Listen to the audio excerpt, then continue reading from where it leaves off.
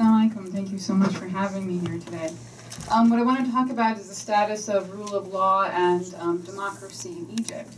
And the reason why I want to talk about the rule of law is because the establishment of the rule of law leading to social justice was one of the core principles of the revolution to begin with. And if we think about what the rule of law is, it's really the degree to which the principles that are agreed upon in society are imbibed in the state's constitution. And so what I want to focus on is the current status of the state of the constitution, what it really means for the prospects of democracy. And unfortunately, it doesn't really bode well.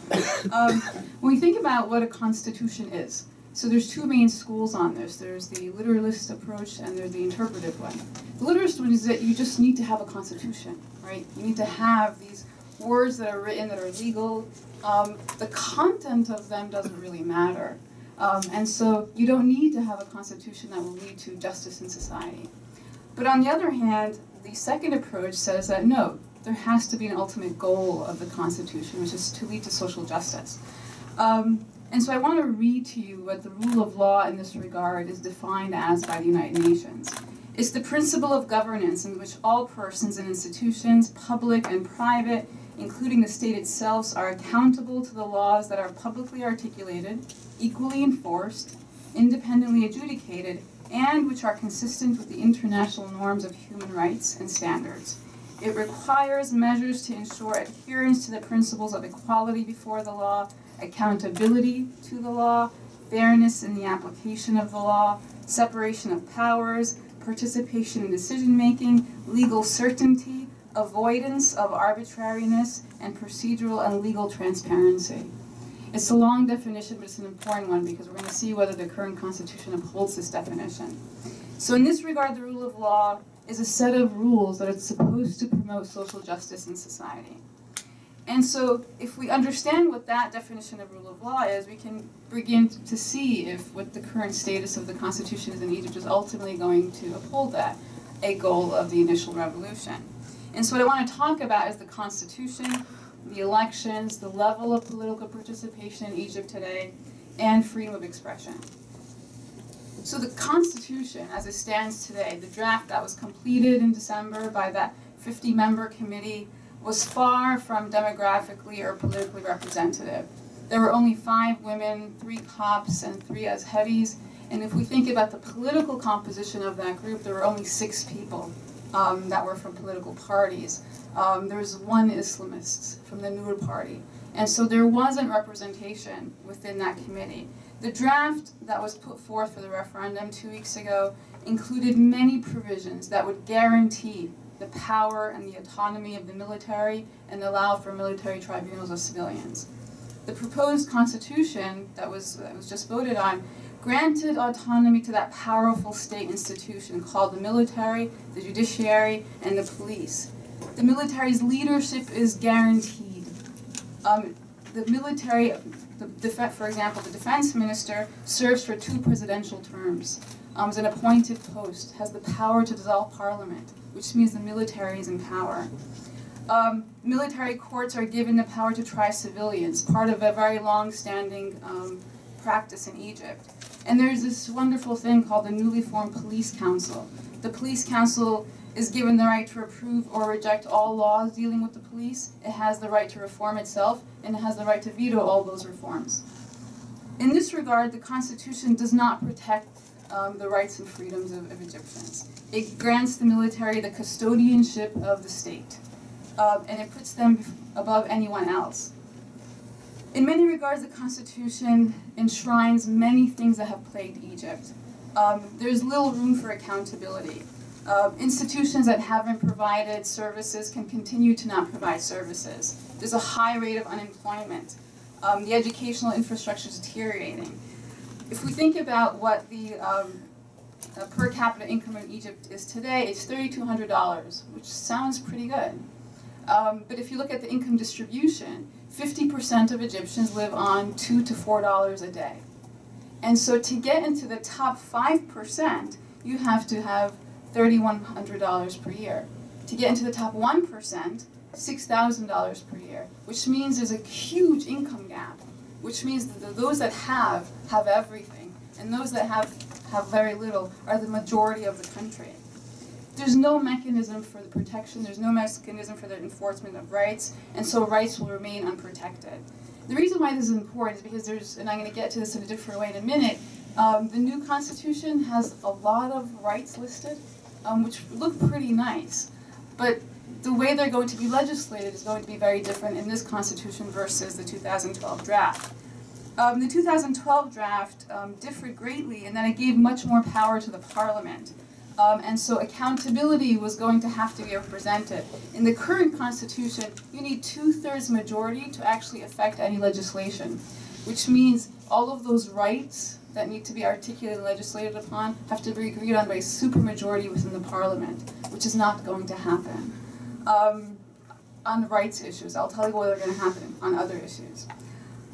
On elections, the interim president, Adi Mansour, has announced, right, that now Field Marshal Sisi will probably run for elections, and of course he will win.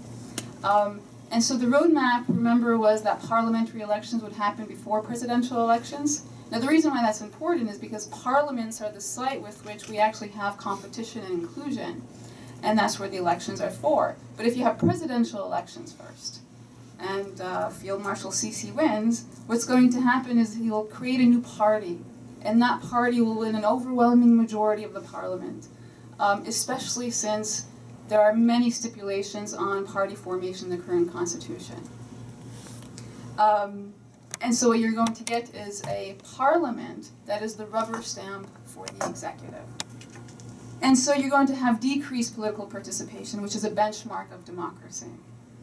If we think about political participation on the individual level, when the government began its crackdown on the Muslim Brotherhood that really intensified in December when authorities designated them as a terrorist organization, imposing these really harsh criminal penalties on membership, on loyalty. There are hashtags on Twitter where you can report your neighbor, report your children.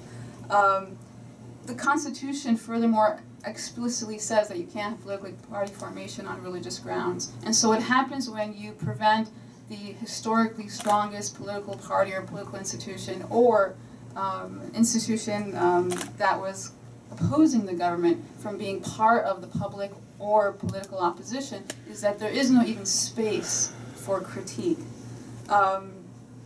Eliminating this on the political level is one hand, eliminating them from society is the political and social cleansing of society from Islamists. Finally, this has great implications for media reform, for freedom of expression, for freedom of assembly, all which the indicators of the last Amnesty International report say are on the decline. The state of emergency, even though it was lifted in November, in December we saw many of those crackdowns on university campuses where the police apparatus actually broke campus grounds, right, where they weren't supposed to. And we had several people killed. The authorities persisted in restricting media outlets. There have so far been 34 satellite TV stations shut down, and on December 29th, when the police arrested the 4 journalists from Al Jazeera English on charges that they falsely aired news, where they were broadcasting illegally, and they met with the terrorist group, the Muslim Brotherhood.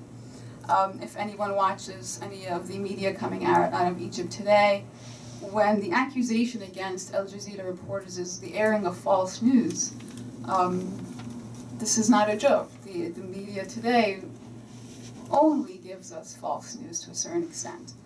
And so when we have this kind of repression, what you're leading is to a society that has no space for self-expression and no space to really know what's happening in reality.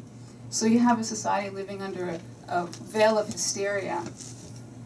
When in December last year, December 18th, when the security forces raided the offices of the Egyptian Center for Economic and Social Rights, confiscating its supplies, arresting several of its staff members, this is really back to the days of intimidation of anyone who's writing, publishing, or speaking about what reform can look like.